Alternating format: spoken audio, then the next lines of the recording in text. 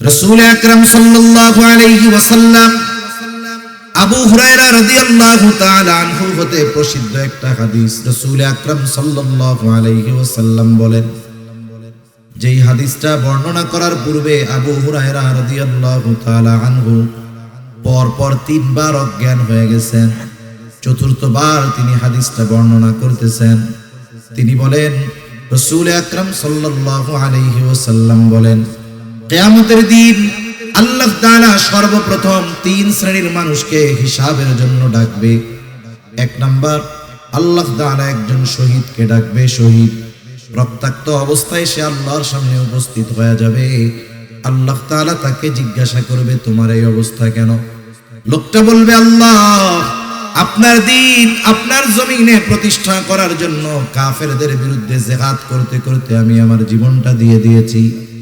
আল্লাহ তাআলা বলবেন, জীবন দিয়েছো, যুদ্ধ করেছো, বুঝলাম, কিন্তু তোমার এই যুদ্ধের মূল উদ্দেশ্য কি ছিল? লোকটা তখন বলবে, আল্লাহ, আমি যুদ্ধ করেছি আপনার সন্তুষ্টির জন্য। বলেন তো, আল্লাহ তাআলা আমার আপনার অন্তরের খবর জানে কি জানে না? আল্লাহ তাআলা আমার আপনার খবর কতটা জানে? কোরআনুল কারীমের মধ্যে আল্লাহ তাআলা বলেন, ওয়ালাকাদ খালাকনাল ইনসানা ওয়া না'লামু মা তুওয়াসওয়িসু বিহি নাফসুহু ওয়া নাহনু আকরাবু ইলাইহি মিন হাবলিল ওয়ারিদ। আল্লাহ তাআলা বলেন, আমি মানুষ সৃষ্টি করেছি, শুধু তাই না, ওয়া না'লামু মা তুওয়াসওয়িসু বিহি নাফসুহু, আমি জানি কোন জিনিস তার অন্তরের মধ্যে ওয়াসওয়াসা দেয়। দুনিয়ায় অনেক প্রযুক্তি এখন আধুনিক। একটা মানুষ যদি অসুস্থ হওয়ার আগে সে যদি নিজের দেহকে চেক করায়, এমআরআই করায়, সিটি স্ক্যান করায়, তাকে যখন মেশিনের মধ্যে ভরে দেওয়া হবে, লেজার দিয়ে তাকে যখন পর্যবেক্ষণ করা হবে, একটা মানুষ এখনো অসুস্থ হয় নাই, কিন্তু এই টেস্ট করানোর পরে রিপোর্ট বের হয়ে যাবে তার শরীরের এই অর্গানগুলো দুর্বল আছে, অসুস্থ হতে পারে। তার মানে একটা মানুষ অসুস্থ হওয়ার আগে মোটামুটি তার অবস্থা, দেহের অবস্থা সে মেশিনের মাধ্যমে জানতে পারে। কিন্তু বলেন তো, দুনিয়ায় এমন কোন মেশিন বের হয়েছে নাকি যেই মেশিনের মধ্যে ঢুকায়া দিলে অন্তরের মধ্যে কি আছে সেই খবরটা জানা যাবে? আছে?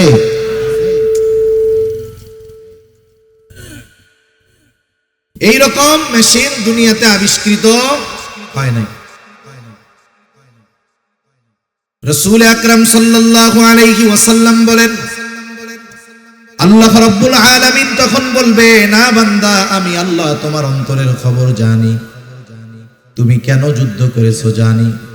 কারণ যুদ্ধ করেছো যাতে করে দুনিয়ার মানুষ তোমার বীরত্বের প্রশংসা করে, তোমাকে বীর বলে, বাহাদুর বলে। তুমি যে উদ্দেশ্যে দুনিয়ায় জিহাদ করেছো, দুনিয়ায় তুমি তা পেয়ে গেছো। কারণ তুমি দুনিয়ার মানুষ তোমাকে বীর বলেছে, বাহাদুর বলেছে। সুতরাং আজকে আমি আল্লাহর তরফ থেকে তোমার জন্য কিছু নাই, তুমি চলে যাও, তোমার ঠিকানা হলো জাহান্নাম। আল্লাহ তাআলা দ্বিতীয়তে একজন দানবীরকে ডাকবে, জিজ্ঞাসা করবে, আমি আল্লাহ তোমাকে অনেক সম্পদ দিয়েছিলাম, এই সম্পদ তুমি কোন কাজে কোথায় ব্যয় করছো? লোকটা বলবে, আল্লাহ, আপনার দেওয়া সম্পদ আমি দান করেছি, সদকা করেছি। যার ঘর নাই তাকে ঘর বানিয়ে দিয়েছি, যার বাড়ি নাই তাকে বাড়ি বানিয়ে দিয়েছি, যার খাবার নাই তাকে খাবার কিনে দিয়েছি। আল্লাহ তাআলা বলবে, বান্দা, কেন তুমি এই দান সদকা গুলো করেছো? লোকটা বলবে, আল্লাহ, এগুলো আমি আপনার সন্তুষ্টির জন্য করেছি। আল্লাহ তাআলা তখন বলবেন, না বান্দা, না না, তুমি মিথ্যা বলতেছো। আমি আল্লাহ তোমার অন্তরের খবর জানি। তুমি দান করেছো যাতে করে দুনিয়ার মানুষ তোমাকে দানবীর বলে, তোমার দানের প্রশংসা করে। তুমি যে উদ্দেশ্যে দান করেছো দুনিয়ায় তুমি তা পেয়ে গেছো। দুনিয়ার মানুষ তোমাকে দানবীর বলেছে, দুনিয়ার মানুষ তোমাকে গরিবের বন্ধু বলেছে। সুতরাং আজকে আমি আল্লাহর তরফ থেকে তোমার জন্য কিছু নাই, তুমি চলে যাও, তোমার ঠিকানা হলো চিরস্থায়ী জাহান্নাম। তৃতীয়তে একজন আলেম অথবা কারীকে ডাকবেন।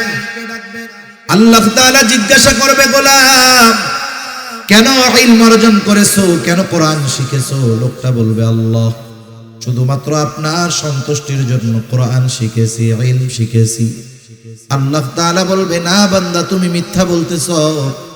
তুমি যে উদ্দেশ্যে ইলম অর্জন করেছ তা হলো দুনিয়ার মানুষ তোমাকে আলেম বলবে, হাফেজ বলবে, তোমার তিলাওয়াত শুনে মানুষ প্রশংসা করবে, তোমার আলোচনা শুনে মানুষ প্রশংসা করবে। তুমি মানুষের প্রশংসার জন্য আলেম হয়েছো, কোরআন শিখেছো। তুমি দুনিয়ায় তো তা পাইয়াই গেছো, কারণ দুনিয়ার মানুষ তোমার কথার প্রশংসা করেছে, তোমার ওয়াজের প্রশংসা করেছে, তোমার তিলাওয়াতের প্রশংসা করেছে। সুতরাং আজকে আমি আল্লাহর তরফ থেকে তোমার জন্য কিছু নাই, তুমি চলে যাও, তোমার ঠিকানা হলো চিরস্থায়ী জাহান্নাম।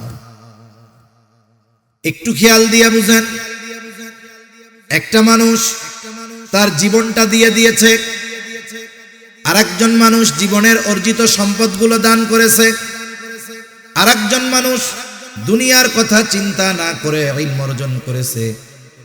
এত কষ্টার্জিত বিষয়গুলো কোনো মূল্য পায় নাই। কেন? বলে ওইগুলো করেছে ঠিক, তবে আল্লাহর সন্তুষ্টির জন্য করে নাই, যার কারণে এই ইবাদত, এই আমল তার কোনো কাজে আসে নাই। উল্টা জাহান্নামে যাওয়ার কারণ কেন হলো? বুঝে থাকলে একটু জবাব দিবেন জবান খুলে। বলেন তো, ইবাদতের একমাত্র হকদার কে? আরো জোরে বলেন, কে? আল্লাহ হলেন ইবাদতের একমাত্র হকদার। কেউ যদি আল্লাহ তাআলার হক নষ্ট করে, অর্থাৎ ইবাদত করার দরকার ছিল আল্লাহর সন্তুষ্টির জন্য, কিন্তু করলো মানুষের সন্তুষ্টির জন্য, এটার দ্বারা হলো শিরক। এক নাম্বার, ওই ইবাদত আল্লাহর জন্য হয় নাই, হয়েছে শিরক। দ্বিতীয়ত, ইবাদতের হকদার ছিল আল্লাহ, ইবাদত আল্লাহর জন্য হয় নাই, বিধায় আল্লাহর হক নষ্ট হয়েছে। শিরক যুক্ত ইবাদত আল্লাহ তাআলার কাছে কোনো দাম নাই, এই জন্য ওইটা বাদ। দুই নাম্বার, ইবাদতের হকদার ছিল আল্লাহ, যেহেতু অন্যর জন্য করার কারণে আল্লাহর হক নষ্ট করা হয়েছে, এই জন্য এই ইবাদত কাজে আসবে না, বরং তার জাহান্নামে যাওয়ার কারণ হয়ে যাবে। সেজন্য আমরা যেই ইবাদত করি না কেন, আমরা ওই ইবাদতগুলো আল্লাহ তাআলার সন্তুষ্টির জন্য করব। সেটা যত ছোট ইবাদত হোক, যত বড় ইবাদত হোক, আল্লাহর জন্য যদি না হয়, ওই ইবাদতের কোনো দাম আছে? যত ছোট ইবাদত হোক, আল্লাহর জন্য যদি হয়, দাম আছে না নাই? এটার নাম হলো ইখলাস, যে আমার সব ইবাদত একমাত্র আল্লাহ তাআলার জন্য হবে। যখন কোন ছোট ইবাদতের মধ্যেও এই উদ্দেশ্য থাকে, ওই ইবাদতটা তখন সুন্দর বলে বিবেচিত হয়। আল্লাহ তাআলা বেশি ইবাদত, বেশি আমল আমাদের কাছে চায় না। আল্লাহ তাআলা সুন্দর ইবাদত চায়, সুন্দর আমল চায়। সুন্দর কাকে বলে? আমরা আমাদের সংজ্ঞায় সুন্দর সেটাকে বলি যেটা দেখার পরে চক্ষু তৃপ্ত হয়, অন্তরের মধ্যে প্রশান্তি আসে। এখন বলেন তো, আপনাদের সামনে যদি একজন আফ্রিকার কালো মানুষকে এনে দেওয়া হয়, আমাদের সংজ্ঞায় বলেন তো ওই লোকটা ভালো না কালো? ভালো লাগবে আমাদের? চোখ তৃপ্ত পাবে? তৃপ্তি পাবে? চোখ তৃপ্তি পাবে না, চোখের ভালো লাগবে না। তাহলে আমাদের সংজ্ঞায় কালো যে, সে সুন্দর না। কিন্তু আল্লাহ তাআলার সংজ্ঞা, সৌন্দর্যের সংজ্ঞা এটা ভিন্ন সংজ্ঞা। আল্লাহ রাব্বুল আলামিন কোরআনুল কারীমের সূরাতুল মুলকের মধ্যে বলেন, আল্লাযী খালাকাল মাউতা ওয়াল হায়াতা লিয়াবলুয়াকুম আইয়ুকুম আহসানু আমালা। আল্লাহ তাআলা বলেন, তিনি আল্লাহ, যিনি জীবন এবং মৃত্যুকে সৃষ্টি করেছেন। এবং কেন করেছেন? বলে লিয়াবলুয়াকুম, তোমাদের পরীক্ষা করার জন্য। কিসের পরীক্ষা? আল্লাহ তাআলা বলেন আইয়ুকুম আহসানু আমালা, পরীক্ষা হলো তোমাদের মধ্যে কার আমল কত সুন্দর। তাহলে আল্লাহ তাআলা বেশি ইবাদত চান না সুন্দর ইবাদত চান? জোরে বলেন, কি ইবাদত? সুন্দর ইবাদত আল্লাহ তাআলা চায়। এখন আল্লাহ তাআলার কাছে সুন্দর কোনটা? বলে যার নিয়ত সুন্দর, যার ইখলাস ঠিক আছে, ওই ইবাদত আল্লাহর কাছে সুন্দর। সুবহানাল্লাহ বলে। যদি আমাদের সংজ্ঞায় সৌন্দর্যের সংজ্ঞা যেটা, এটা যদি আল্লাহর কাছে হইতো, তাইলে আফ্রিকার কালো মানুষগুলোর আর কোনো দাম থাকতো না, আফ্রিকার কালো মানুষের কোনো মূল্যায়ন থাকতো না। এজন্য আমরা আমাদের ইবাদতগুলোকে আল্লাহর কাছে সুন্দর করে তোলার জন্য যেই ইবাদতটাই করি একমাত্র কার জন্য করব? আল্লাহর জন্য করব। জান্নাতে যাইতে হলে বেশি ইবাদত লাগে না, তবে সুন্দর ইবাদত লাগে। এক সাহাবীর ঘটনা শুনুন। রাসূল আকরাম সাল্লাল্লাহু আলাইহি ওয়াসাল্লাম একদিন মসজিদে নববীর মধ্যে আছেন, ফজরের নামাজের পূর্ব মুহূর্তে সাহাবায়ে কেরাম অপেক্ষা করতেছে নামাজের। হঠাৎ করে নবীজি বলতেছেন, এখন যেই ব্যক্তি দরজা দিয়ে ঢুকবে সে জান্নাতি।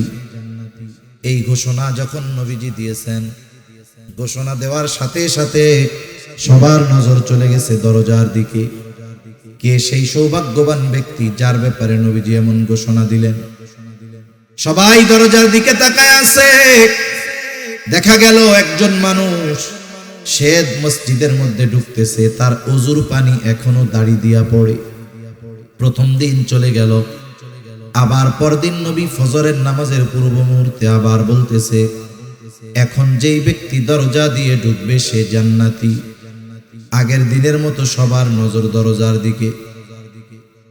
দেখা গেল গতদিন যেই ব্যক্তি ঢুকেছিল, যেই অবস্থায় ঢুকেছিল, আজকেও হুবহু সেই অবস্থায় সে মসজিদের মধ্যে প্রবেশ করলো।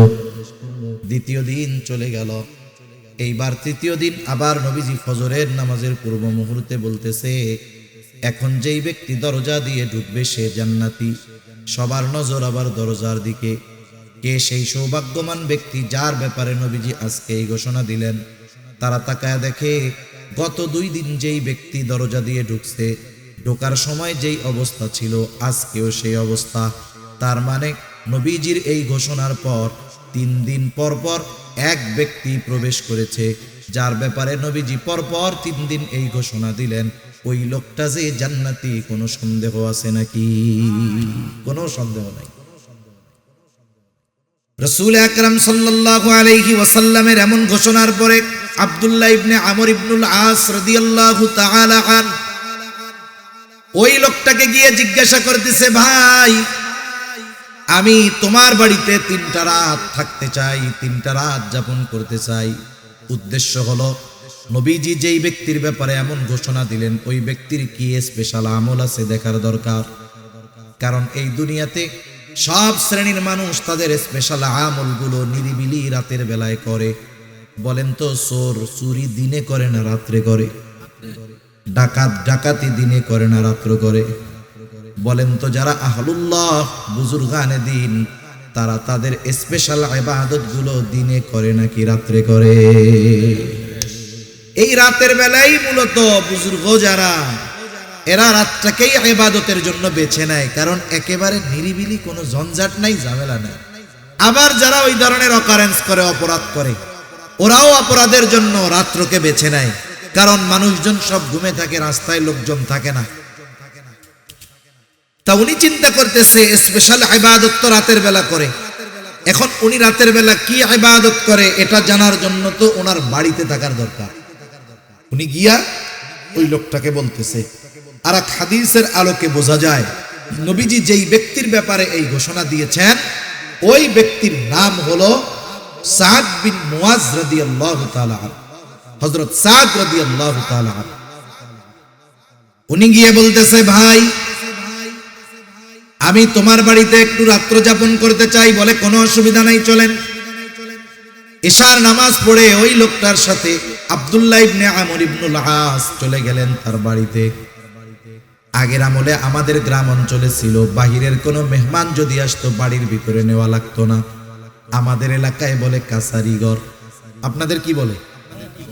কাছারি বলে না? আগে কাছারি ছিল। কাছারি এমন ভাবে থাকতো, ঘরের মানুষের মহিলাদের পর্দা এমনি হয়ে যাইত। কাছারির মুখটা থাকতো বাহির দিকে, মেহমান ঢুকতো, ওইখানে পানি বাথরুম করার ব্যবস্থা বাইরে থাকতো। তার মানে একজন মেহমান আসলে ভেতরের মহিলাদের পর্দার ব্যাপারে কোনো সমস্যা হইতো না। দেখেন, আগের মানুষেরা, আমাদের মা, দাদিরা, নানিরা, এনারা কিন্তু এত বোরকা পইরা ঘুরে নাই।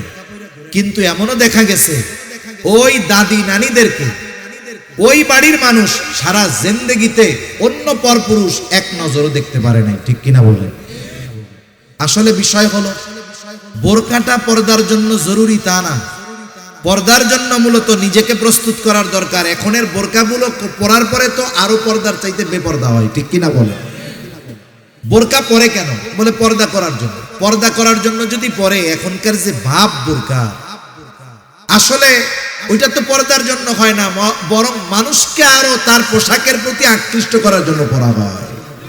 সে যদি নিজেকে লুকানোর জন্য পরতো তাহলে ওই ধরনের স্টাইল থাকতো না, এমব্রয়ডারি থাকতো না, 14-15টা কুচি থাকতো না। কি যে ভাব হইছে বোরকার, এগুলো দ্বারা বাস্তবিক পর্দা হয় না। অথচ আগের মহিলারা এখনো অনেক আছে আমাদের গ্রাম অঞ্চলগুলোতে। পুরুষ মানুষ দেখছে, বৃদ্ধ মানুষ, কেউ তার দিকে তাকাবে না। সে দেখা যাচ্ছে রাস্তার থেকে নেমে কাপড়টাকে এমন ভাবে ঢাকনা দিছে যে তার দেহের আবহাওয়া আকৃতি বোঝার কোনো সিস্টেম নেই। কাচারি ঘরে থাকতে দিয়েছে আব্দুল্লাহ ইবনে আমর ইবনুল আসকে। আব্দুল্লাহ ইবনে আমর ইবনুল আস তিনি তো ঘুমানোর জন্য যান নাই, মূলত দেখার জন্য গেছে কি ইবাদত করে। তিনি খেয়াল করলেন ওই ব্যক্তি ঘরের মধ্যে ঢুকলো, বাতি নিভায়া দিল, ঘুমায় গেল। আব্দুল্লাহ ইবনে আমর ইবনুল আস সারা রাত সজাগ, কোন সময় উঠে আর কোন সময় কি ইবাদত করে দেখবে। কিন্তু দেখা গেল অপেক্ষা করতে করতে ফজরের আজান হয়ে গেছে, লোকটা ঘুমের থেকে উঠছে মাত্র। আজানের পরে ঘুম থেকে উঠছে, এরপরে জরুরত সারছে, এরপরে সে নামাজের জন্য প্রস্তুত হয়ে গেছে। তার মানে আজ রাত্রে সে কোনো স্পেশাল ইবাদত করে নাই। পরের দিন আবার বলতেছে, ভাই আমি আজকেও একটু সমস্যা, তোমার বাড়িতে থাকতে চাই, থাকতে দিবা না? কি বলে, হ্যাঁ থাকো। এইবার গত দিনের মতো সারা রাত জাগা, দেখে এশার নামাজ পড়ে ঘুমায়, ফজরের আজান দিলে ঘুম থেকে উঠে। 2 দিন পার হয়ে গেল। একটা মানুষ যদি কোনো ধারাবাহিক কোনো কাজ করে, ধারাবাহিক কোনো আমল করে, তাহলে ওই আমলটা পরপর 3 দিন সাধারণত বাদ যাওয়ার কথা না, যেহেতু তার কোনো অসুস্থতা নাই, তার কোনো শগল নাই, ব্যস্ততা নাই, যার কারণে ইবাদতটা বাদ যাইতে পারে। এইবার 3য় দিন আবার বলে, ভাই আজ রাতটাও আমি তোমার বাড়িতে একটু থাকতে চাই। বলে থাকো, কোনো অসুবিধা নাই। ওই রাত্রটাও সারা রাত সে জেগে থাকছে। দেখলো এশার নামাজ পড়ে ঘুমায় গেল, আর ফজরের আজান দিলে ঘুম থেকে উঠলো। এইবার আর নিজের কৌতূহলকে চাপায় রাখতে পারে নাই। আব্দুল্লাহ ইবনে আমর ইবনুল আস ওই লোকটাকে জিজ্ঞাসা করতেছে, ভাইরে তোমার বাড়িতে 3 দিন থাকার কারণ আমার বাড়িতে থাকার জায়গা নাই এটা নয়, বরং এই 3 দিন তোমার বাড়িতে রাত্র যাপন করার কারণ হলো আগে পরপর 3 দিন ফজরের নামাজের পূর্ব মুহূর্তে হঠাৎ করে নবীজি ঘোষণা করতেছে, এখন যেই ব্যক্তি দরজা দিয়ে ঢুকবে সে জান্নাতি। আমরা সবাই তাকায় দেখলাম, কে সে? দেখলাম তুমি দরজা দিয়ে ঢুকছো। এই ঘোষণা পরপর 3 দিন নবীজি দিয়েছেন, পরপর 3 দিনই নবীজির ঘোষণার পরে তুমি দরজা দিয়ে ঢুকছো। আমি তোমার বাড়িতে রাত্র যাপন করার উদ্দেশ্য ছিল, আমি দেখতে চেয়েছিলাম তুমি স্পেশাল কি আমল করো, যার কারণে নবীজি তোমার ব্যাপারে এমন ঘোষণা দিলেন। এইবার লোকটা বলতেছে, আলহামদুলিল্লাহ, নবীজি যদি আমার ব্যাপারে এমন ঘোষণা দিয়ে থাকেন এটা তো বড় শুকরিয়ার বিষয়। তবে তুমি যেই আশায় আমার বাড়িতে রাত্র যাপন করছো, ওই রকম কোন রাত্রিকালীন ইবাদত আমি করি না। তবে হ্যাঁ, একটা জিনিস করি। কি করো? বলে রাত্রে যখন আমি ঘুমাতে যাই, আমাকে যারা কষ্ট দিয়েছে আমি তাদের সবাইকে মাফ করে দে। 5 ওয়াক্ত নামাজ পড়ি, হারাম হালাল বেশি চলি, যেটা সাধারণ কাজ, এর চাইতে বেশি কিছু করি না। এখন আব্দুল্লাহ ইবনে আমর ইবনুল আস বলতেছে, তুমি যে রাতের বেলায় শোয়ার সময় সকলকে মাফ কইরা দাও, অন্যান্যগুলো তো আমরা সব সময় করি, কিন্তু তুমি যে এই কাজটা প্রতিদিন করো, এই কারণেই আল্লাহ তাআলা তোমার ব্যাপারে জান্নাতের খোঁজখবরই নবীজির মাধ্যমে জানায়া দিয়েছেন। সুবহানাল্লাহ। আমল কবুল করাতে হয় 1 নাম্বার দরকার ঈমান। জোরে বলেন কি দরকার? 2 নাম্বার দরকার হলো ইখলাস। কি জোরে বলেন? ইখলাস তথা নিয়তের বিশুদ্ধতা। ভাইরে আওয়াজ ছাড়তে পারো না? তুমি কি বুঝতেছো কথা? আওয়াজ ছাড়ো। মুখ মিশায় কতক্ষণ বলা যায়? আমি কি বলতে চাইছি তুমি বুঝতে পারছো? তুমি বুঝছো, এটা রিভার্ব দিয়ে আওয়াজটা সুন্দরভাবে ছাড়বা, আওয়াজটা জেনে আমার দূরের থেকে সুন্দর মতো টানে। তোমার তো এইটার কোনো আওয়াজ হয় না, তুমি খালি ওই বাইরের ওইটা বাড়াও আর কেন, নাকি পারো না? না পারলে বলবা যে পারি না, তাহলে আর দরকার নেই, যা আছে তাই থাক। তাহলে 1 নাম্বার দরকার হলো ঈমান, 2 নাম্বার দরকার হলো ইখলাস তথা নিয়তের বিশুদ্ধতা, 3 নাম্বার দরকার হলো সুন্নাত। কারণ দুনিয়ায় কোনো ইবাদত নাই যে ইবাদতের সুন্নাত পদ্ধতি নাই।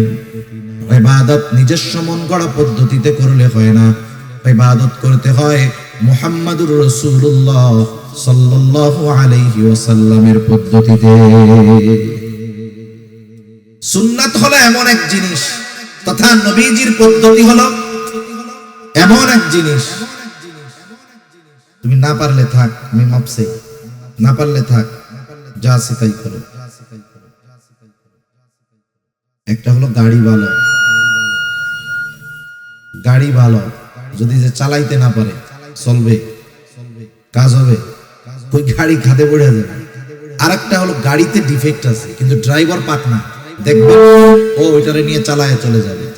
এই অপারেটিং এর মধ্যে সিস্টেম আছে, আপনাকে জিনিস ভালো দিলেই হবে না, ওই জিনিস চালানোর মতো দক্ষ লোক দিতে হবে, নাইলে কাজ হবে না।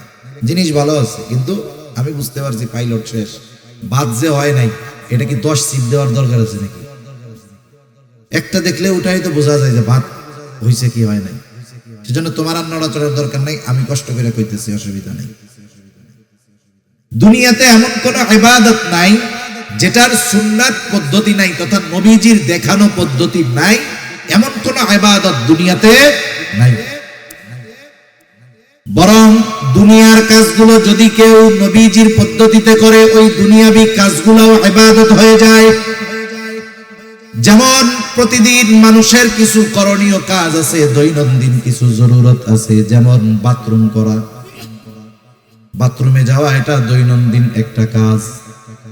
একজন ফজরের আজান শুনে ঘুম থেকে উঠে গেল, ফজরের আজান শুনে ঘুম থেকে উঠছে, নামাজে যাবে, জরুরতে চাপ দিয়েছে, সে চিন্তা করতেছে নামাজে যদি দাঁড়াই, ফজরের নামাজের কেরাতটা একটু লম্বা, যদি ওই সময় নামাজের মধ্যে জরুরতে চাপ দেয়, ইবাদতের একাগ্রতা নষ্ট হয়ে যাবে।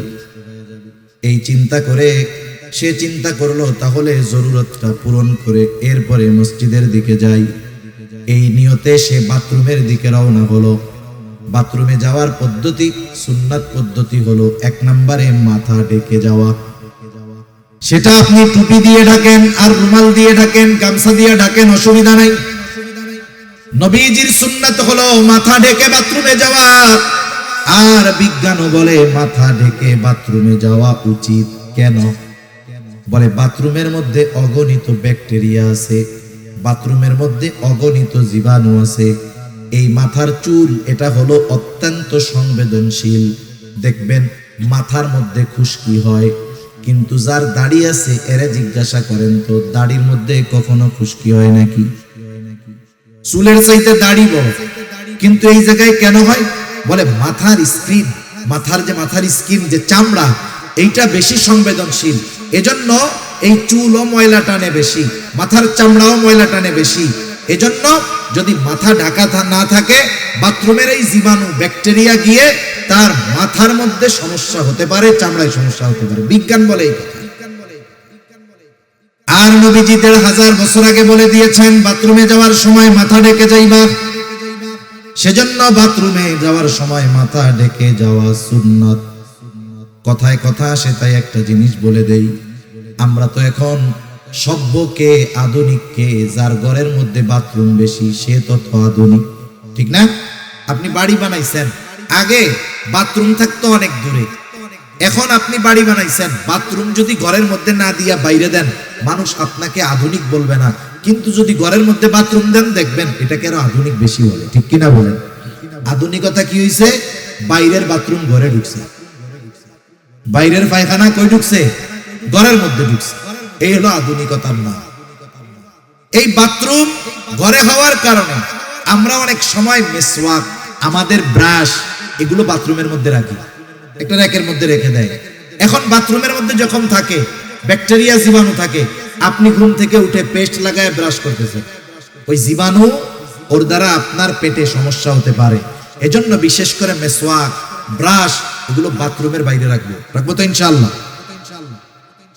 এবার আপনি বাথরুমে ঢুকবেন, ঢোকার আগে দোয়া পড়তে হবে। অনেকে জানে না, ঢুকে এরপরে দোয়া পড়ে। ঢোকার আগে দোয়া পড়বেন, এরপরে বাম পা দিয়ে ঢুকবেন, বাথরুমের মধ্যে বসলেন, জরুরত ছাড়লেন, টিস্যু ইউজ করলেন, পানি দিয়ে পরিষ্কার পরিচ্ছন্ন হইলেন। এরপরে ওযু যদি ভেতরে করার ব্যবস্থা থাকে ওযু করলেন, যদি বাহির হওয়ার দরকার হয় ডান পা দিয়ে বাহির হলেন, বাহির হওয়ার পরে দোয়া পড়লেন। আমি শুধু উল্লেখযোগ্য সুন্নাতগুলো বললাম। একটা মানুষ যদি সুন্নাত তরিকায় বাথরুম করে তাহলে ওই বাথরুম করার মধ্যে তার কমপক্ষে 10টা সুন্নাতের আমল হয়ে যায়।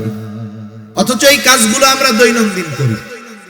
আবার দেখেন, প্রত্যেক বেলা খানা খাই, খানা খাওয়ার সময় দস্তরখানটা বিছান, খানার সময় ডান দিক দিয়ে খানা শুরু করেন, খানার শুরুতে বিসমিল্লাহ বলেন, খানার দোষ ত্রুটি না ধরেন, খানাটা পড়ে গেলে উঠায় খান, প্লেটটাকে ভালো মতো চেটে খান।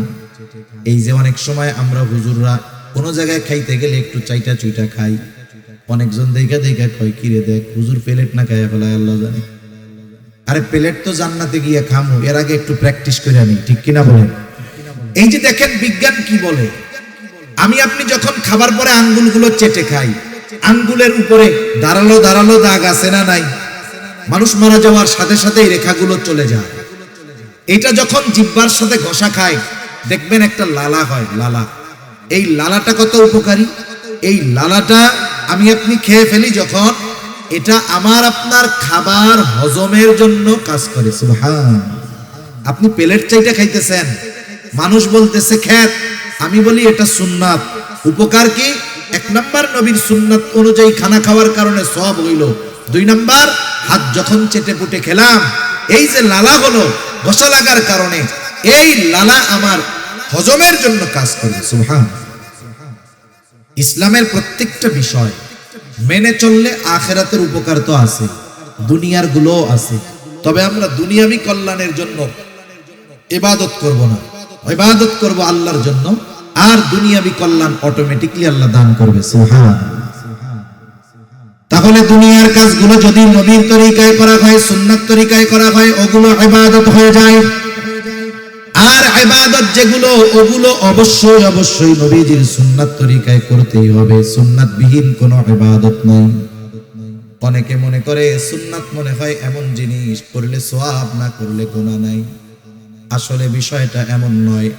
কিছু সুন্নাত আছে ফরজ, কিছু সুন্নাত আছে ওয়াজিব, কিছু সুন্নাত আছে সেটা স্বাভাবিক সুন্নাত। এখন কথা হইল কিছু সুন্নাত ফরজ, এটা কেমনে হয়? যেমন কোরআনুল কারীমের মধ্যে নামাজের কথা আছে 82 জায়গায়। কয় জায়গায়? 82 জায়গায় নামাজের কথা আছে। আল্লাহ তাআলা কোন বিষয়ে গুরুত্ব আরোপ করার জন্য একাধিকবার বলার দরকার হয় না, একবার বললেই সেটা যথেষ্ট হয়ে যায়। আল্লাহ তাআলা 82 জায়গায় নামাজের কথা উল্লেখ করার দ্বারা কমপক্ষে 82টা উদ্দেশ্য আছে। আল্লাহ তাআলা নামাজের কথা কোরআনুল কারীমে 82 জায়গায় বলছেন। এখন যদি গোটা দুনিয়ার সব মুফাসসিরদেরকে একত্রিত করেন, সকলকে যদি বলেন আপনারা সবাই মিলে নবীর সুন্নাত বাদ দিয়ে, নবীর হাদিস বাদ দিয়ে শুধুমাত্র কোরআন থেকে ফজরের 2 রাকাত নামাজ আমরা যেই পদ্ধতিতে পড়ি, ওই পদ্ধতিগুলো শুধু কোরআন থেকে বের করে দিবেন, আপনারা সাধারণ মানুষও সহজে বুঝবেন। বলেন তো, নবীর সুন্নাত হাদিস বাদ দিয়ে শুধু কোরআন থেকে 2 রাকাত নামাজ পড়ার পদ্ধতি কিয়ামত পর্যন্ত কেউ বের করতে পারবে নাকি? কেউ কিয়ামত পর্যন্ত পারবে না, অসম্ভব এটা। তাহলে নামাজের আদেশ করেছেন আল্লাহ, আর নামাজ কিভাবে পড়তে হবে শিখিয়ে দিয়েছেন মুহাম্মাদুর রাসূলুল্লাহ সাল্লাল্লাহু আলাইহি ওয়াসাল্লাম। নবীজি বলেন, সাল্লু কামা রাআইতুমুনি উসাল্লি। নামাজ কিভাবে পড়তে হবে আমাকে দেখে দেখে তোমরা শিখো, আমাকে দেখে দেখে নামাজ পড়া শিখো। কিভাবে নামাজ পড়তে হবে, তার মানে নামাজের আদেশ করেছেন আল্লাহ, আর নামাজের পদ্ধতি শিখিয়ে দিয়েছেন মুহাম্মদুর রাসূলুল্লাহ। অনেক উদাহরণ না, একটা দুইটা উদাহরণ দেই। আজকে আমি আমার জীবনে কক্সবাজার সবচাইতে ফালতু মাইক পাইলাম, এনারে যেমনে বলতেছি পারতেছে না। আমার আগে ভাই কথা বলছে কেমনে, আমি স্টার্ট করার পরে সাউন্ডটা নষ্ট হয়ে গেল, আমারই বদনসিব মনে হয়। নামাজের যেই ফরজগুলো আছে, নামাজের ফরজগুলোর মধ্যে একটা ফরজ হলো রুকু করা। কি করা? আমার দিকে তাকান, একটু কষ্ট করে তাকান, আমি বেশি সময়ের কথা বলবো না। কি করা বলেন না, জোরে বলেন। রুকু করা কি ফরজ? রুকু করা কি ফরজ? রুকুর আদেশ আল্লাহ তাআলা করেছেন। আল্লাহ তাআলা বলেন ওয়ারকাউ মা'আর রাকিঈন, রুকুকারীদের সাথে রুকু করো। এখন রুকু শব্দের অর্থ হলো ঝুঁকা। ঝুঁকা, এখন ঝুঁকবেন কতটুকু? একজন দাঁড়ানো, সে যদি মাথা ঝুঁকায় এটাও ঝুঁকানো, যদি একেবারে নিচু হয়ে যায় সেটাও ঝুঁকানো। এখন আপনি যদি শুধু কোরআন থেকে রুকুর পদ্ধতিটা নিজে আবিষ্কার করতে চান, তাহলে কতটুকু ঝুঁকতে হবে বের করতে পারবেন না। তাহলে এই ফরজ, রুকু করা ফরজ, কতটুকু ঝুঁকতে হবে, কিভাবে পিঠ থাকবে, নজরটা কোথায় থাকবে, এটা কিন্তু আল্লাহ বলে দেন নাই, এটা আমাদের শিখিয়ে দিয়েছেন মুহাম্মদুর রাসূলুল্লাহ। তাহলে এই রুকুর পদ্ধতিটাও একটা সুন্নাত পদ্ধতি। এই জন্য নবীজির কিছু সুন্নাত আছে যেগুলো ফরজের সাথে সম্পৃক্ত, আবার কিছু সুন্নাত আছে যেটা ওয়াজিব। সারা দুনিয়ার মুহাক্কিক উলামায়ে কেরাম একমত, কেউ কষ্ট নেবেন না। এই যে আমাদের দাড়ি হয়, এই দাড়ি হলো মুসলমানদের একটা শিআর, একটা নিদর্শন। উচিত কি? নবীজি বলেন দাড়ি লম্বা করো, মোছকে খাটো করো। নবীজি বলছেন মোছ খাটো করো, দাড়ি লম্বা করো। কতটুক করতে হবে? মুহাক্কিক উলামায়ে কেরাম গবেষণার মাধ্যমে বলেন, সাহাবায়ে কেরামের আমলকে দেখে বলেন, তাবেঈন তাবে তাবেঈনের আমলের আলোকে বলেন, কমপক্ষে একটা মুমিনের দাড়ি এক মুষ্টি পরিমাণ রাখতে হবে। যদি সে না রাখে, যদি সে খাটো রাখে, সেটে রাখে, তাহলে অবশ্যই অবশ্যই তাকে গুনাহগার হতে হবে। এটা নবীর সুন্নাত। এই সুন্নাতটা কিন্তু ওই সুন্নাত নয় যে রাখলে সওয়াব, না রাখলে গুনাহ নাই। এই সুন্নাতটা হলো দায়েমি সুন্নাত, এজন্য এটা হলো ওয়াজিব। এই সুন্নাতটা কি বলেন? এই নবীর এই দাড়ি রাখার পদ্ধতিটা কি হবে? ওয়াজিব, না রাখলে গুনাহ হবে। আমরা দোয়া করি যারা রাখতে পারে নাই আল্লাহ তাদের রাখার তৌফিক দান করুক, সকলে বলি আমিন। আবার কিছু সুন্নাত, সাধারণ সুন্নাত, আমি যে কথা বোঝানোর জন্য বলতেছিলাম, দুনিয়ার যে কোনো ইবাদত রাসূল আকরাম সাল্লাল্লাহু আলাইহি ওয়াসাল্লামের দেখানো পদ্ধতিতে করতে হবে, নাইলে ওই ইবাদত আল্লাহ তাআলার কাছে কবুল হবে না। তাহলে পেছন থেকে আবার একটু রিভিশন দেই। ইবাদত কবুল হওয়ার জন্য 1 নাম্বার দরকার হলো ঈমান, 2 নাম্বার দরকার হলো ইখলাস তথা নিয়তের বিশুদ্ধতা, যে আমি এই ইবাদত কাকে খুশি করার জন্য, কাকে দেখানোর জন্য করতেছি। 3 নাম্বার, ওই ইবাদতটা হতে হবে নিজের পদ্ধতিতে নয়, নবীজির পদ্ধতিতে। 4 নাম্বার, সে যেই ইবাদত করবে সেই ইবাদতের ব্যাপারে তার জ্ঞান থাকতে হবে, ইলম অর্জন করতে হবে। এই জন্যই নবীজি সাল্লাল্লাহু আলাইহি ওয়াসাল্লাম বলেন, তলাবুল ইলমি ফারিদাতুন আলা কুল্লি মুসলিম, দ্বীনি ইলম শিক্ষা করা প্রত্যেক মুসলমান নরনারীর উপরে ফরজ। কতটুক ফরজ? কেউ কেউ বলেন যতটুকু দ্বারা সে নিজে দ্বীনের উপরে চলতে পারে এতটুকু শিক্ষা করা ফরজ। আবার কেউ কেউ বলেন না না, বরং এর চাইতে আর একটু বেশি শিখতে হবে। কেন? বলে আল্লাহ তাআলা কোরআনুল কারীমের সূরাতুত তাহরিম 28 নম্বর পারা, আল্লাহ তাআলা বলেন, ইয়া আইয়ুহাল্লাযীনা আমানু কু আনফুসাকুম ওয়া আহলিকুম নারা। আল্লাহ তাআলা বলেন, হে ঈমানদারেরা, তুমি নিজে জাহান্নামের আগুন থেকে বাঁচাও, অধীনস্থদেরকে জাহান্নামের আগুন থেকে বাঁচাও। তার মানে নিজেও বাঁচতে হবে, নিজের পরিবার পরিজনকেও বাঁচাতে হবে। কেমনে বাঁচবা? বলে নিজে আল্লাহ তাআলার আদেশ নিষেধ মান্য করার মাধ্যমে নিজে বাঁচো, আর অধীনস্থদেরকে মান্য করানোর মাধ্যমে বাঁচাও। নিজে আমল কইরা বাঁচো, অধীনস্থদেরকে আমল করে বাঁচাও। নিজে আল্লাহর হুকুম আহকাম মেনে চলার মাধ্যমে বাঁচো, অধীনস্থদেরকে হুকুম আহকাম মেনে চালানোর মাধ্যমে বাঁচাও। এজন্য আল্লাহ তাআলা কোরআনুল কারীমের মধ্যে একা আমাকে আপনাকে নামাজি হওয়ার আদেশ করেছেন তা নয়। আল্লাহ তাআলা নামাজের ব্যাপারে যেমন বলেন, ওয়ামুর আহলাকা বিসসালাতি ওয়াসতাবির আলাইহা, আরে তুমি তোমার অধীনস্থদেরকে নামাজের আদেশ করো, তুমিও তার উপরে অটল থাকো। কিছু কিছু জায়গায় আল্লাহ তাআলা নিজের আমলের আগে অধীনস্থদেরকে করানোর আদেশ দিয়েছেন। তার মানে আমাদের সমাজে অনেক মানুষ আছে নিজে নামাজ পড়ে, সন্তানরা নামাজ পড়ে না, নিজে নামাজ পড়ে, নিজে ঠিকমতো দিনের উপরে চলে, নিজের ঘরের মানুষ চলে না, আছে না নাই? মনে রাখবেন, ধরা পড়ে যেতে হবে কিয়ামতের দিন। আমি আমল করলাম, অধীনস্থদেরকে দিয়ে আমল করাইলাম না, আদেশ করলাম না। আরে যাদের জন্য রক্ত আপনি পানি বানাইলেন, যাদের জন্য সম্পদ উপার্জন করলেন, আপনার উপার্জিত সম্পদ যারা ভোগ করলো, আল্লাহ না করুক এই সন্তানগুলো, আপনার অধীনস্থ মানুষগুলো যদি কিয়ামতে জাহান্নামী হয়, আপনি যদি ইবাদতের পাহাড় নিয়ে ওঠেন, কিয়ামতের দিন ওই আপন মানুষগুলো আপনার আমার জান্নাতে যাওয়ার সবচাইতে বড় বাধা হয়ে দাঁড়ায় যাবে। ঠিক কি না বলেন? এজন্য ফিকির শুধু একা না, অধীনস্থদেরকে নিয়ে করতে হবে। যেহেতু আল্লাহ তাআলা বলেছেন নিজে জাহান্নামের আগুন থেকে বাঁচো, অধীনস্থদেরকেও বাঁচাও। কেমনে বাঁচবা, কেমনে বাঁচাইবা?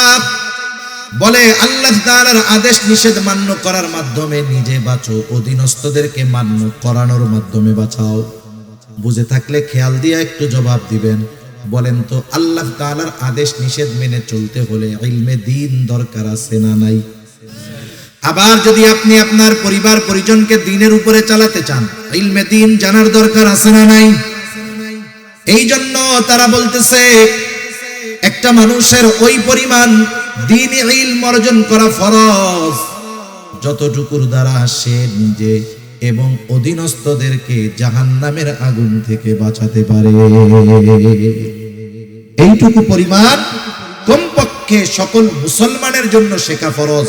আমি জানি যে আমাদের সমাজে, আমাদের কমিউনিটিতে, আমাদের দেশে অনেক পাঁচ ওয়াক্ত নামাজি এই পরিমাণ ইলমে দ্বীন তার জানা নাই।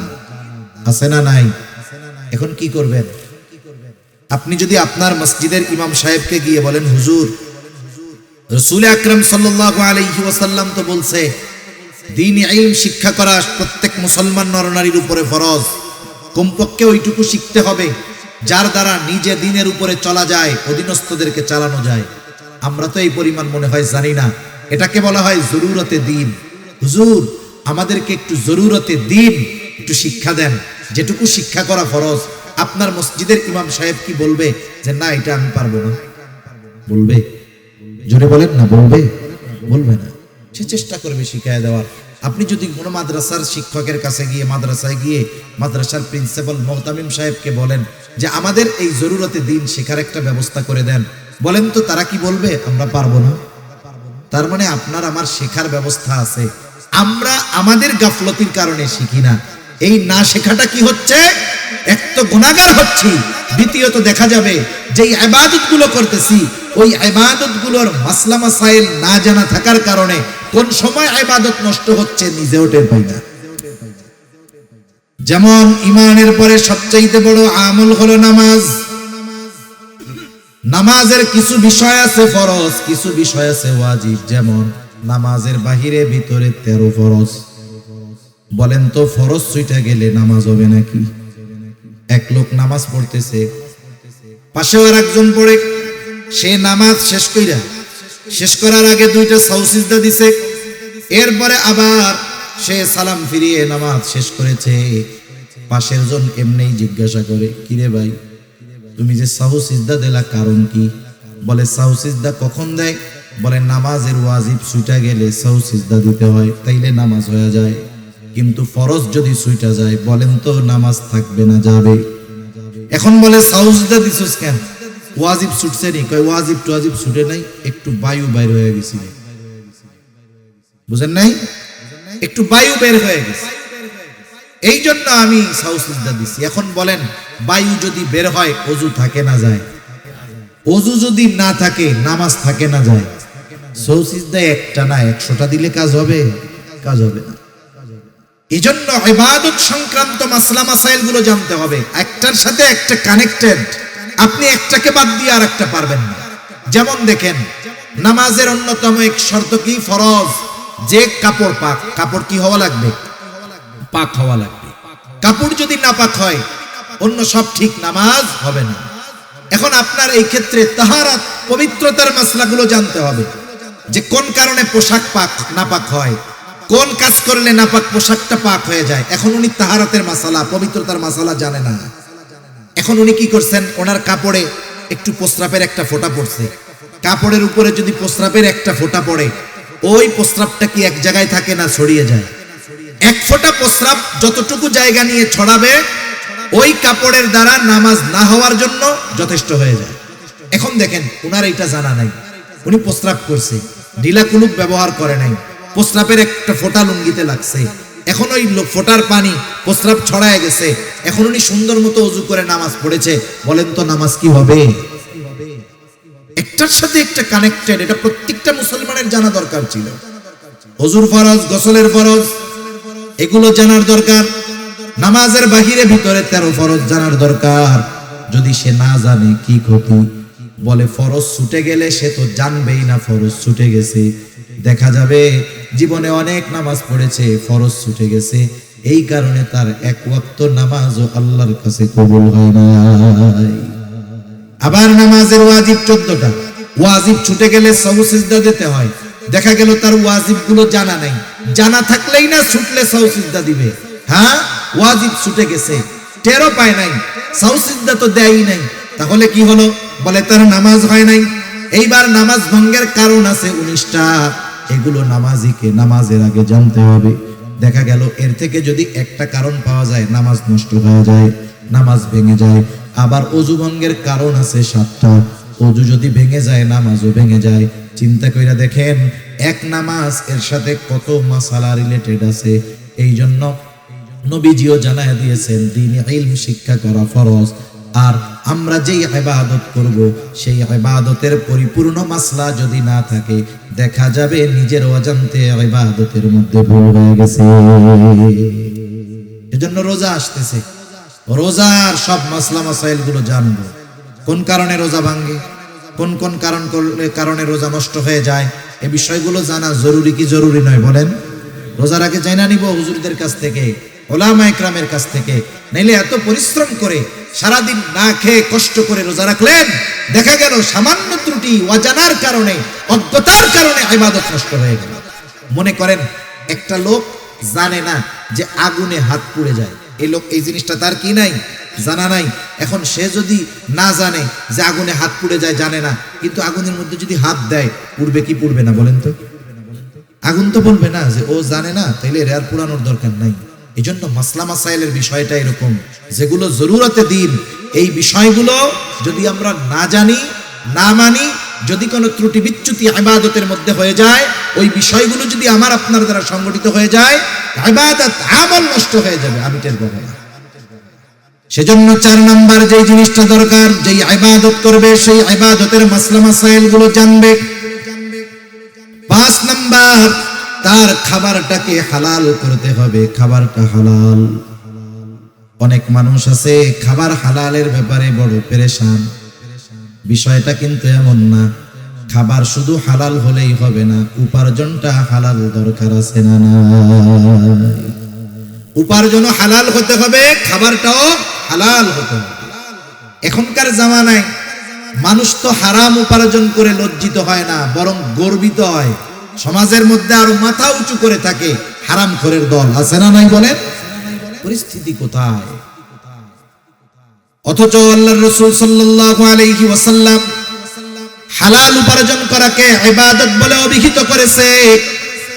রাসূলুল্লাহ সাল্লাল্লাহু আলাইহি ওয়াসাল্লাম বলেন, কাসবুল হালালি ফরিদাতুম বাদাল ফরিদা। ফরজ ইবাদতের পরে অন্যতম ফরজ ইবাদত হলো হালাল উপার্জন করা।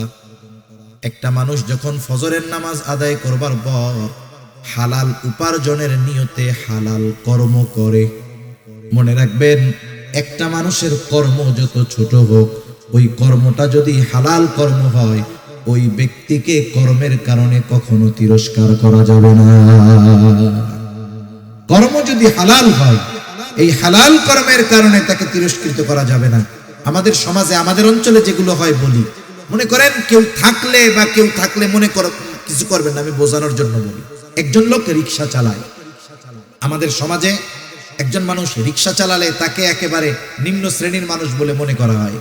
এলাকার একটা সমাধানের জন্য 10 জন মানুষ বসেছে, 20 জন মানুষ বসেছে, ওই এক এলাকার মানুষ, এর মধ্যে উচ্চ শিক্ষিত মানুষ আছে, ডাক্তার আছে, ইঞ্জিনিয়ার আছে, প্রফেসর আছে, শিক্ষিত মানুষ আছে, সাথে সাথে এলাকার মানুষ হিসেবে রিক্সাওয়ালাও আছে। যে কোনো এক বিষয়ে সমাধানের জন্য তারা চিন্তা করতেছে, কিন্তু সমাধানের পথ কেউ খুঁজে পায় না। এখন রিক্সাওয়ালা রিক্সা চালাতে পারে ঠিক, আল্লাহ সুবহানাহু ওয়া তাআলা তাকে ভালো মন্দের বুঝ তো দান করতে পারে, ঠিক কিনা বলেন? এখন রিক্সাওয়ালার মাথায় একটা বুদ্ধি আসছে যে এই বুদ্ধি অনুযায়ী যদি কাজ করা হয় আমাদের আসন্ন সমাধান অথবা যেই সমস্যার সমাধান হয়ে যাবে। ও এখন বলতে চায় যে আমি একটা কথা বলি, যখন ডাক্তার, ইঞ্জিনিয়ার, প্রফেসর, উকিল, ব্যারিস্টার, ম্যাজিস্ট্রেট ওনারা সমাধান পায় না, মাথা গরম, এই টাইমে যদি রিক্সাওয়ালা বলে আমি একটা কথা বলি, তখন কি হবে? ওনাদের মেজাজ গরম, বেটা রিক্সাওয়ালা বল। এত জ্ঞানী গুণী মানুষ এই জায়গায় আছে, বুদ্ধি পায় না, রিক্সাওয়ালা ওই জায়গায় মাথা চাড়া দিয়ে উঠছে। আচ্ছা, এই লোকটা তো এই এলাকার, এর তো একটা নাম ছিল, ঠিক কিনা বলেন? নাম ছিল না? কিন্তু নাম বাদ দিয়ে ওর কর্মকে আগে বলার কারণ কি? কারণ কি? এই কর্মের কথা বলে ওকে আঘাত করা, কর্মের কথা বলে ওকে কি করা? আঘাত করা। সেজন্য আমাদের সমাজে ছোট পেশার মানুষ যারা, আমরা এদেরকে অনেক সময় তাদের কর্মের ব্যাপারে তিরস্কার করি। খবরদার, হালাল উপার্জনকারী, সে হালাল উপার্জন করতেছে, যেই ছোট্ট কর্মের দ্বারা ওই কর্মটাকে তিরস্কার করার কোনো সুযোগ নাই। মনে রাখবেন, আপনার বাজারের একজন মুচি জুতা সেলাই যে করে, জুতা সেলাই করে যেই মুচি হালাল উপার্জন করে, আর সচিবালয়ের একজন সচিব যে মানুষের টাকা খেয়ে, ঘুষ খেয়ে সম্পদের পাহাড় গড়েছে, এই সমাজের মানুষের কাছে ওই সচিবের দাম হতে পারে, কিন্তু আল্লাহ তাআলার কাছে ওই হালাল উপার্জনকারী মুচির দাম ওই হারামখোর সচিবের চাইতে অগণিত গুণ বেশি, ঠিক কিনা বলেন? এজন্য সমাজের অনেক মানুষ, ছোট পেশার মানুষ, এরা নিজেরা মাঝে মধ্যে মনে করে আমরা কত ছোট হয়ে গেলাম। না না, এই সমাজে যেই পেশাগুলোকে আমরা ছোট মনে করি, এইরকম অনেক পেশা আল্লাহ তাআলা নবীদের দিয়ে করিয়েছেন। যেমন কামার, অস্ত্র বানায় লোহা থেকে, দাউদ আলাইহিস সালাতু ওয়াস সালাম এই কাজ করেছেন। পৃথিবীর বড় বড় মনীষী আছে যারা এমন এমন কাজ করেছে, তাদের কর্ম দ্বারা তারা বিবেচিত হয় নাই, কিন্তু তাদের কথা, তাদের কর্ম, তাদের জ্ঞান দ্বারা গোটা দুনিয়া উপকৃত হচ্ছে, ঠিক কিনা বলুন? এজন্য এক নম্বর, আমরা সমাজের কোন ছোট কর্মজীবী মানুষ যার কর্মটা হালাল, তাকে এই কর্মের কারণে কখনো তিরস্কার করব না। এজন্য নবীজি বলেন, কাসবুল হালালি ফরিদাতুন বাদাল ফরিদা, ফরজ ইবাদত সমূহ ঠিক রেখে যে হালাল উপার্জনের জন্য হালাল কর্ম করে, নবীজি বলেন এটাও তার ইবাদত। সুবহানাল্লাহ বলেন, কারণ সে হালাল খাওয়ার উদ্দেশ্যে হালাল উপার্জন করে।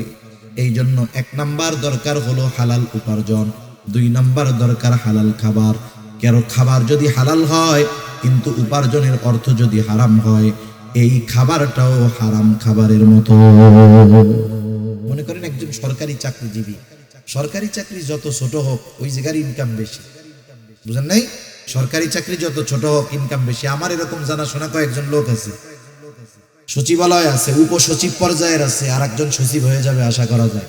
এই আল্লাহর বান্দা, সরকারের পক্ষ থেকে ওনাকে গাড়ি দেওয়া হয়েছে, উনি ওই গাড়ি ফিরাইয়া দিচ্ছে যে আমি এই গাড়িটা ব্যবহার করব না। কেন? উনি যখন ওই সরকারি গাড়ি ব্যবহার করবে, ওনার কাছ থেকে, ওনার স্যালারি থেকে কিছু স্যালারি বেতন কাটা হবে এই ফ্যাসিলিটির জন্য। উনি বলতেছে আমি আমার বাসায় পায়ে হেঁটে যাতায়াত করতে পারবো, প্রয়োজনে লোকাল বাসে যেতে পারবো, সমস্যা নাই, আমি এই গাড়ি ব্যবহার করব না। কেন? বলে যেই টাকাটা আমার বাঁচবে, কাটা হতো, ওটা তো আর কাটবে না, কারণ আমি সুযোগ নেই নাই, আমার টাকাও কাটবে না। কি হবে তাইলে? বলে ওই টাকাটা হলে আমার বাচ্চা কাচ্চার লেখাপড়ার খরচ চালাইতে আমার একটু সহজ হবে। এটা বলতেছে কে? একজন উপসচিব পর্যায়ের লোক, একজন উপসচিব পর্যায়ের মানুষ। সে ইচ্ছা করলে কি করতে পারে এটা একজন সাধারণ শিক্ষিত মানুষও বুঝতে পারে। কিন্তু দেখা যাবে কি, ওই উপসচিবের গেটের বাইরে যেই পিয়ন আছে, ও দেখা যাবে প্রতি মাসে লক্ষ মগে কাপে খায়, নাকি গাজী ট্যাঙ্ক 1000 লিটারের ট্যাঙ্কিতে চা খায় আল্লাহ জানে। 2-4-5 হাজার টাকার কমে এদের চা পানের টাকা হয় না, ঠিক কিনা বলে? ওই ব্যক্তি তো আবারও ওরে 5,000 টাকা হাতের মধ্যে গুজে দিয়ে স্যারের সাথে দেখা করে আসবে, কাজ শেষ। স্যার তো আর ঘুষ খায় না। দেখা যাবে ওই পিয়ন ঢাকা শহরে বাড়ি করে ফেলছে, কিন্তু উপসচিব তার বাপ দাদার রেখে যাওয়া বাড়িটা ভেঙে যাচ্ছে, ঠিক করার টাকা তার কাছে নেই। আছে না নাই? এরকম অনেক আছে। আবার ওই যে বললাম পিয়ন লক্ষ লক্ষ টাকার মালিক, কোটি কোটি টাকার মালিক। মনে করেন ওই রকম একজন লোক আজকে ভালো ইনকাম হয়েছে, 20,000 পকেটের মধ্যে ঢুকছে। এই যে ঘুষের টাকাটা নিল, বলেন তো এটা হালাল না হারাম? কত জঘন্য এক হারাম। মানুষের উপার্জনের অনেক পদ্ধতির মধ্যে হারাম পদ্ধতির মধ্যে একটা হলো এই ঘুষ। এখন সেই হারাম টাকা নিয়ে বাজারে গেছে। বাজারে যাওয়ার সময় দেখে বিশাল বড় এক গরু জবাই হয়েছে। গরু যত বড়, এর গোস্তের স্বাদ তত বেশি না কম। এটা দেখার পরে তার গোস্ত কেনার জন্য খুব ইচ্ছা হয়েছে। এখনো কসাইরে জিজ্ঞাসা করতেছে, এই এত বড় গরু জবাই দিলা কেমনে? কারণ প্রাণী যদি হালাল হয়, জবাই যদি আল্লাহর নাম বাদ দিয়ে দেওয়া হয়, ওই হালাল প্রাণীর গোস্ত আর হালাল থাকে না। জিজ্ঞাসা করতেছে, জবাই দেওয়ার সময় কি আল্লাহর নাম বলছিলা? কসাইও চালাক কম না। কসাই বলে যে, শোনেন, আমি নিজে নামাজ কালাম পড়ি না, তাতে কি হয়েছে? আমি এ মাসালা খুব ভালো মতো জানি। ইচ্ছা কইরা যদি আল্লাহর নাম বাদ দিয়ে জবাই করি, তাইলে এই গরুর গোস্তের আর হালাল থাকবে না, হারাম হয়ে যাবে। সকলকে যদি খাওয়াই আমার গুনাহ হবে। নিজে নামাজ পড়ি নাই, আল্লাহ চাইলে মাফ করে দিব। মানুষরা যদি হারাম খাওয়াই, হক নষ্ট করা হবে, আল্লাহ মাফ করারও সুযোগ নেই। আমি বিসমিল্লাহ কইয়াই জবাই দিছি। লোক নিশ্চিত হলো যে গরুর গোস্ত কি আছে? হালাল আছে। এইবার কি করতেছে? পকেট থেকে টাকা বের করে দিয়ে বলতেছে, আমারে 10 কেজি গরুর গোস্ত দাও। আমার একটু বলেন, এই যে খাবারটা হালালের ব্যাপারে কত সচেষ্ট সতর্ক হলো, কিন্তু পকেট থেকে যেই টাকা দিল সেটা হালাল না হারাম? এজন্য এই বিষয়টা খেয়াল রাখার দরকার। সে যদি চুরি কইরা ওই গরুর 10 কেজি গোস্ত নিত, তার যেমন অবস্থা হতো, হালাল হতো না। ওই ঘুষের টাকা, সুদের টাকা দিয়ে যখন কিনছে, ওটাও হালাল হবে না। জুয়া খেলার টাকা দিয়েও যদি কিনে, হালাল হবে না। জুয়া তাস খেলা আসেনি আপনাকে ওইদিকে? হায় হায়, সমাজ ধ্বংস করে দেওয়ার এক পাপ এই জুয়া খেলা। সেজন্য যেহেতু আপনাদের জনপ্রতিনিধিরা আছে, মুরব্বীরা আছে, অনুরোধ থাকবে এই প্রজন্মকে হেফাজত করেন। এখন তো জুয়া খেলার জন্য অনেক কিছু লাগে না, মোবাইল একটা হইলে হয়েছে। কত জায়গায় দেখি বাজারের মধ্যে রিক্সাওয়ালা রিক্সা রেখে, সিএনজিওয়ালা সিএনজি রেখে 4 জন মোবাইলের মধ্যে লুডো খেলা শুরু করতেছে। কি চলতেছে? জুয়া চলতেছে, বুঝতেই পারবেন না। এখন তাস নিয়ে বসা লাগে না, মোবাইলের মধ্যেই 4 জনে তাস খেলতে পারে। অবস্থা খুব খারাপ। এই জুয়ার ভয়ানক থাবা থেকে এই জাতিকে, আগামী প্রজন্মকে হেফাজত করার দরকার, ঠিক কিনা বলেন? এর দ্বারা উপার্জিত পয়সা, সুদ ঘুষের পয়সা যেমন হারাম, এর দ্বারা উপার্জিত পয়সাটাও হারাম। তাহলে খাবারের ব্যাপারেও সতর্ক থাকতে হবে। খাবারটাও হালাল, উপার্জনটাও হালাল হতে হবে। এখন কথা হলো, কারো খাবার উপার্জন যদি হারাম হয়, তার ক্ষতি কি? বলে বড় বড় 4টা ক্ষতি আছে। কয়টা ক্ষতি? জোরে বলেন না কয়টা? 1 নাম্বার ক্ষতি, যে হারাম উপার্জন করে, হারাম খায়, তার দোয়া আল্লাহ তাআলা কবুল করে না। এই যে আজকে রাত্রে আল্লাহ তাআলা ক্ষমার ঘোষণা দিয়েছেন, ওই মানুষগুলোর জন্য ক্ষমার ঘোষণা নাই। তাদের মধ্যে অন্যতম হলো তারা যারা হারাম খায়। তাদের দোয়া আল্লাহ কবুল করবে না। দোয়া কবুল না করলে ক্ষমা হবে কেমনে? 1 নাম্বার ক্ষতি, তার দোয়া কবুল হয় না। দোয়া কবুলের কিছু সময় আছে, স্থান আছে। ওই সময় স্থানগুলোতে গেলেও তার দোয়া কবুল হবে না। এক ব্যক্তি বহু দূর সফর করে উস্কো খুস্কো চুলে বাইতুল্লাহর কাছে গিয়ে দোয়া করতেছে। সাহাবায়ে কেরাম দেখে মনে করতেছে এই ব্যক্তির দোয়া আল্লাহ তাআলা কবুল করবেন, ঠেকাবেন না। নবীজিকে আল্লাহ তাআলা ওই ব্যক্তির অবস্থা জানায় দিলেন। নবীজি বলেন, আল্লাহ তাআলা ওই ব্যক্তির দোয়া কেমনে কবুল করবে? যার উপার্জনটা হারাম, যার দেহটা হারাম খাবার দিয়ে গঠিত, যার দেহর মধ্যে হারাম পোশাক, ওই ব্যক্তির দোয়া আল্লাহ তাআলা কেমনে কবুল করবে? তাহলে হারাম উপার্জন, হারাম যারা খায়, 1 নম্বরে তাদের দোয়া কবুল হয় না।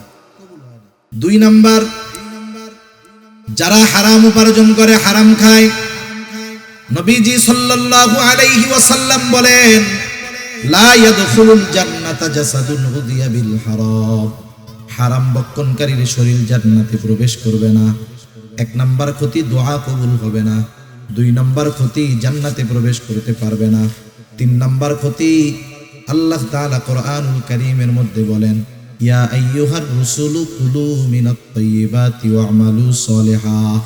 আল্লাহ তাআলা সব রাসূলগণকে এক নির্দেশ দিয়েছেন, হে রাসূলগণ, আপনারা পবিত্র খান আর আমলে সলেহ করেন। এর দ্বারা উদ্দেশ্য হলো হালাল খান আর আমলে সলেহ করেন। বুজুর্গানে দিন উলামায়ে কেরাম বলেন, এখানে উদ্দেশ্য হলো যার খাবার অপবিত্র তথা হারাম, তার ইবাদত আল্লাহ কবুল করে না। চার নম্বর ক্ষতি, কেউ যদি হারামকে হালাল মনে করে তাহলে তার ঈমান থাকে না। একজন হারাম কাজ করতেছে, হারাম মনে করে, তার গুনাহ হবে, তবে সে বেঈমান হবে না। কিন্তু একজন হারাম কাজ করে না, কিন্তু ওই হারামকে সে হারাম মনে করে না, সে না কইরাও বেঈমান হবে। ঠিক কিনা কন? একটা উদাহরণ দিয়ে আলোচনা শেষ করে দেই। আমাদের সমাজে অনেক মানুষ আছে সরকারি চাকরি করে, সে তখন ঘুষ টুস কিচ্ছু খায় না, তার সংসার চালাতে, পরিবার চালাতে কষ্ট হয়।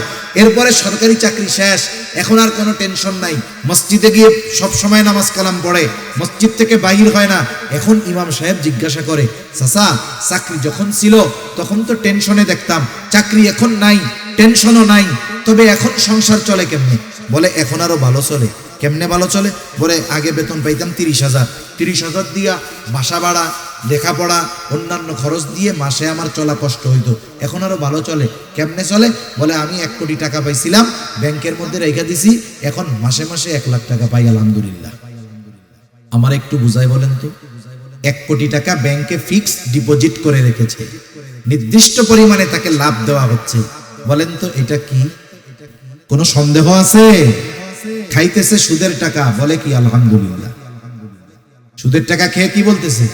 যদি বুঝে বলে থাকে ঈমান নাই। একজন মদ খায়, মদ খাইতেছে, কবিরা গুনাহ, কিন্তু কেউ যদি ইয়ারকি মাইরা বিসমিল্লাহ বলে মদ খায়, সাথে সাথে বেঈমান হয়ে যাবে, কোনো সন্দেহ নাই। একজন খাচ্ছে মদ, খেয়ে যদি সে আলহামদুলিল্লাহ বলে, বেঈমান হয়ে যাবে, কোনো সন্দেহ নাই। খাচ্ছে সুদ, স্পষ্ট এক হারাম, অথচ বলতেছে আলহামদুলিল্লাহ। এজন্য কেউ যদি হারামকে হারাম মনে না করে তাহলে তার ঈমান থাকে না। আসেন এবার মূল কথা। আল্লাহ তাআলা বললেন, ঈমানদার নারী অথবা পুরুষ আমলে সালেহ যদি করে, কয় ধরনের পুরস্কার? একটু জোরে বলেন, কয় ধরনের? 2 ধরনের পুরস্কার।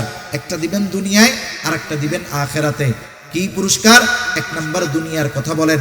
আল্লাহ তাআলা বলেন, ফালানুহইয়ান্নাহু হায়াতান তাইয়্যিবা। আল্লাহ তাআলা বলেন, আমি তাকে এক পবিত্র জিন্দেগি দান করব। সুবহানাল্লাহ। পবিত্র জীবন দ্বারা উদ্দেশ্য কি? পবিত্র জীবন দ্বারা উদ্দেশ্য হলো যে আল্লাহ তাআলা এই দুনিয়ায় তাকে মানুষের মুখাপেক্ষী করবে না, এই দুনিয়ার প্রয়োজন মেটানোর ব্যবস্থা করবে। একটা হলো প্রয়োজন, আর একটা বিলাসিতা। এখানে প্রয়োজন উদ্দেশ্য, প্রয়োজন আল্লাহ তাআলা মেটানোর ব্যবস্থা করবে। আল্লাহ তাআলা এই দুনিয়াতে তাকে পারিবারিক শান্তি দান করবে। আল্লাহ সুবহানাহু ওয়া তাআলা তাকে ইবাদতের মজা দান করবে। আল্লাহ তাআলা দ্বীনের উপরে চলা তার জন্য সহজ করে দিবে। বলেন তো, আমাকে যদি কেউ এই নিশ্চয়তা দেয় আপনার এই জীবনে যত প্রয়োজন সব মেটানোর ব্যবস্থা হবে, আর কোনো টেনশন আছে? সম্মানের দিক দিয়ে কখনো মানুষের কাছে হাত পাতা লাগবে না, আপনি ইবাদতের মজা পাবেন। আপনার পরিবারের মানুষের দ্বারা আপনাকে শান্তি দেওয়া হবে, নেককার বিবি দেওয়া হবে, নেককার সন্তান দেওয়া হবে, যে স্ত্রী সন্তান আপনার চক্ষু শীতলের কারণ হবে। সাথে সাথে আপনি ইবাদত করতে মজা পাবেন। আমরা কিন্তু ইবাদতে মজা পাই না। মসজিদে গেলে বসতে মন চায় না, 4 দোকান থেকে আর উঠতে মন চায় না। ঠিক কিনা বলেন? ইবাদতের মজা, এটা হলো হায়াতান তাইয়্যিবা, পবিত্র জিন্দেগি। আর আখিরাতে কি দিবে? আল্লাহ তাআলা বলেন, ওয়ালা নাজজিয়ান্নাহুম আজরাহুম বিআহসানি মা কানু ইয়ামালুন। আর আখিরাতে এই আমলে সালেহ যারা ঈমানের সাথে আমলে সালেহ করেছে, এই মানুষগুলোকে আল্লাহ তাআলা দুনিয়ায় যা করছে ওই তুলনায় বহুগুণ বেশি বড় প্রতিদান আল্লাহ তাআলা দিবেন। সেজন্য সম্মানিত সুধী, পুরুষ হোক আর নারী হোক, আল্লাহ তাআলা ইবাদতের ক্ষেত্রে কাউকে কম বেশি করেন নাই। এমনটা করেন নাই পুরুষ রোজা রাখলে সওয়াব বেশি, নারী রোজা রাখলে সওয়াব একটু কম হবে। এমনটা আল্লাহ করেন নাই। ইবাদতের ক্ষেত্রে, প্রতিদানের ক্ষেত্রে আল্লাহ তাআলা নারী পুরুষকে সমানভাবেই দিবেন। শর্ত কি? বলে ঈমানের সাথে আমলে সালেহ করতে হবে। এখন আমলে সালেহ কেমনে হবে? ঈমান তো কম্পালসারি, এটা লাগবেই। সাথে সাথে ওই আমলটা ইখলাসের সাথে করতে হবে, ওই আমলটা সুন্নাত পদ্ধতিতে করতে হবে। যেই আমল করবে ওই আমলের মাসলা মাসাইলগুলো জানতে হবে। সাথে সাথে উপার্জনটা আর খাবারটা তার হালাল হবে। এইভাবে যদি দুনিয়ার জিন্দেগি অতিবাহিত করতে পারে, দুনিয়াতেও আল্লাহ তাআলা তাকে বরকত রহমত দিয়ে ভরপুর করে দিবে, আর আখিরাতেও আল্লাহ সুবহানাহু ওয়া তাআলা তার আমলের তুলনায় বহুগুণ বড় বেশি প্রতিদান আল্লাহ তাআলা তাকে দিবে। এজন্য সম্মানিত সুধী, রোজার মাস আসতেছে। এই মাসটা হলো ইবাদতের মাস, ইবাদতের মৌসুম। যেমন কৃষক সময় যখন চাষাবাদের সময় যখন ভালো মতো আবাদ করে, চাষ করে, এরপরে ফসল ঘরে উঠে, বাকি মাসগুলো সে আরামসে নিশ্চিন্তে কাটায়। অনুরূপভাবে আমরা যদি এই ইবাদতের মৌসুমকে যথাযথভাবে কাজে লাগাতে পারি, তাহলে আগামী 11 মাস আবার দ্বীনের উপরে চলা, ইসলামের উপরে চলা আমাদের জন্য সহজ করে দিবেন কে? আরো জোরে বলেন কে? এই জন্য আমরা ইবাদতের প্রস্তুতি নিব, রোজার প্রস্তুতি নিব। নবীজি সাল্লাল্লাহু আলাইহি ওয়াসাল্লাম বলেন, আহসু হিলাল শাবান লি রমাদান, তোমরা হেলালের চাঁদ, ওই শাবানের হেলাল, শাবানের চাঁদ গণনা করো। কেন? বলে রমজানের প্রস্তুতির জন্য। এই যে আজকে 15 তারিখ হয়ে গেছে, সন্ধ্যার পর থেকে নিয়ে কয় তারিখ? 15 তারিখ। আরবি মাস সূর্যাস্ত যাওয়ার সাথে সাথে শেষ, আবার মাগরিব থেকে শুরু, সূর্যাস্ত যাওয়ার সাথে সাথে 1 তারিখ শুরু আর 1 তারিখ শেষ। সেই হিসাবে আজকে 15 তারিখ। আমরা ডে কাউন্টিং করব, ডে কাউন্টিং করব যে রমজানের প্রস্তুতির জন্য। আর 14 দিন, আর 13 দিন, 12 দিন। দেখবেন আপনি যদি ইবাদত করার ইচ্ছা থাকে, এইভাবে যদি প্রস্তুতি গ্রহণ করেন, রমজানের আগে যদি ঘরের বাইরের যেই প্রয়োজনীয় কাজগুলো সেরে নিতে পারেন, যে কাজগুলোর কারণে ইবাদত কষ্টসাধ্য হতে পারে, ওই কাজগুলো যদি আমরা সেরে নিতে পারি, তাহলে রমজানের ইবাদতগুলো নিশ্চিন্ত মনে, প্রফুল্ল মনে করা যাবে ইনশাআল্লাহ। সেজন্য আমরা প্রস্তুতি নিব তো ইনশাআল্লাহ। যেহেতু আমলের সিজন আসতেছে, আমরা সকলেই আমল করব। যে নামাজ পড়ে না সেও পড়বে তখন। কিন্তু করলাম, কিন্তু কবুল হলো না, তাহলে এই কষ্টটা তো বৃথা গেল। এজন্য ইবাদত কবুল হওয়ার বিষয়গুলো আপনাদের খেদমতে আরজ করলাম। হাসরের মাঠ কোথায় হবে? শহীদের মর্তবা কেমন হবে? স্থানীয় পর্যায়ে বিভিন্ন এনজিও যথা আশা, ব্যারাক, প্রত্যাশী থেকে লোন নেওয়া জায়েজ হবে কিনা? হাসরের ময়দান কোথায় হবে? এই পৃথিবীটাই হাসরের ময়দান হবে। কিয়ামতের আলামতগুলোর মধ্যে উল্লেখ আছে, শেষ জামানায়, একেবারে শেষ সময় সবাই জেরুজালেম মুখী হবে, এবং ওই শাম, ওইটা কিয়ামতের ময়দান হবে। শহীদদের মর্তবা অবশ্যই আল্লাহর জন্য, দ্বীনের জন্য যারা তাদের জীবনকে উৎসর্গ করে দিয়েছে, আল্লাহ তাআলা তাদের ব্যাপারে বলেন, ওয়ালা তাকুলু লিমান ইউকতালু ফি সাবিলিল্লাহি আমওয়াত বাল আহইয়াউ ওয়ালাকিন লা তাশউরুন। আল্লাহ তাআলা বলেন, যারা আল্লাহর জন্য শহীদ হয়েছে তোমরা তাদেরকে মৃত বলো না। আল্লাহর রাস্তায় যারা জীবন উৎসর্গ করেছে তাদেরকে তোমরা মৃত বলো না। বাল আহইয়া ওয়ালাকিন লা তাশউরুন, বরং তারা জীবিত, তবে দুনিয়ার মানুষের মতো জীবিত নয়। বিশেষ প্রসেসে আল্লাহ তাআলা তাদের জীবিত রেখেছেন। ওখানে তাদের জীবিত থাকতে হলে কি দরকার? খাবার দরকার, অক্সিজেন দরকার, যা কিছু দরকার সবকিছুর ব্যবস্থা বিশেষ পদ্ধতিতে করেছেন কে? শহীদের মর্তবা অনেক বড়। তৃতীয়, এনজিও। সুদ ব্যাংক থেকে নেন আর এনজিও থেকে নেন, সুদ তো সুদ।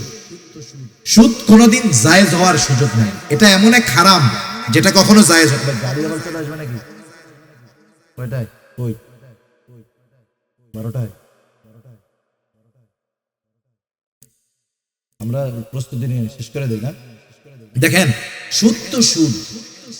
কিছু হারাম জায়েজ হয়, কিন্তু সুদ এমন এক হারাম, এটা কখনো জায়েজ হয় না।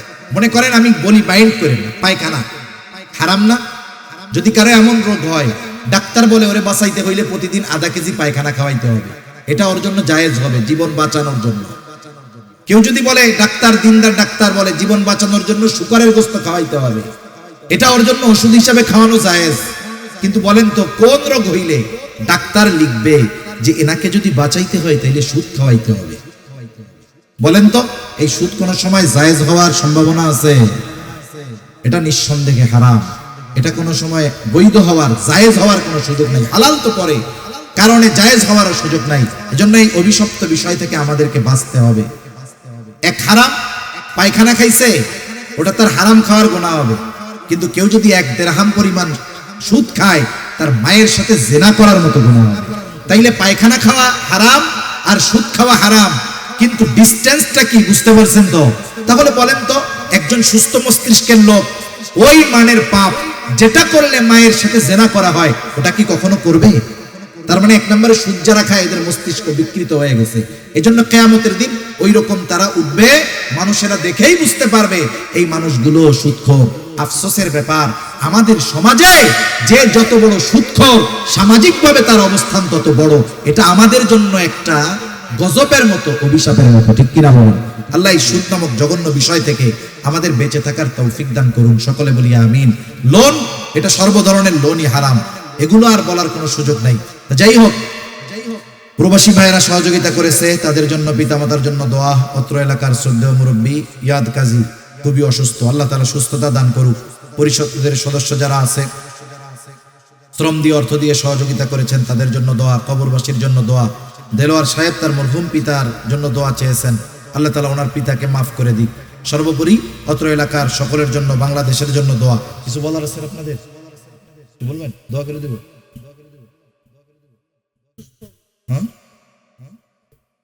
সৈয়দ কাজী অসুস্থ, জি জি, কিছু বলবেন, বলার আছে? ওই যে সভাপতি সাহেব আছেন, উনি দোয়া করে দিন। আচ্ছা, আমরা দুরূদ শরীফ পাঠ করি। আল্লাহুম্মা সাল্লি আলা মুহাম্মাদ ওয়া আলা আলি মুহাম্মাদিন।